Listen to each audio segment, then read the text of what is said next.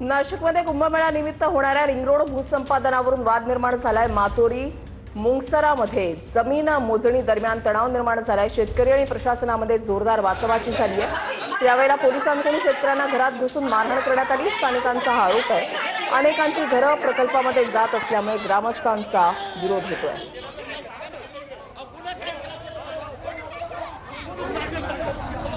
घरामध्ये ना फरफटून हे करून खूप मारहाण करायची। बायकांना खूप म्हणजे त्याने त्रास दिला। पवन दत्त आहे ना, असा काठी फिरवायचा नुसता बायकांवरती। इतका म्हणजे नालायक माणूस येतो इथं सांगते। हे इथं मारलंय, पाठीला मारलंय, माझ्या 4-5 जणींना धरलं होतं त्या पोलिसने, काट्यामध्ये लुटून दिलं। सत्ताधारी आमदारांना राज्य सरकारला घरचा आहेर दिलाय। कुंभमेळ्याच्या कामांवरून आमदार हिरामण खोसकर संतापल्याचं दिसून आलेलं आहे। शेतकऱ्यांवर अन्याय होत असल्याचं सांगत खोसकरांनी सरकारच्या विरोधात नाराजी व्यक्त केलेली आहे। शेतकऱ्यांसह लोकप्रतिनिधींना विश्वासात घेत नसल्याची खंत त्यांनी व्यक्त केलेली आहे।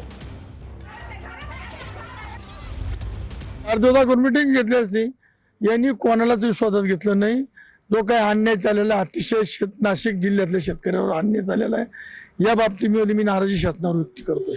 आजीला इतका मारलेला आहे, त्यांनी त्यांच्या अधिकाऱ्याला सूचना द्यावा।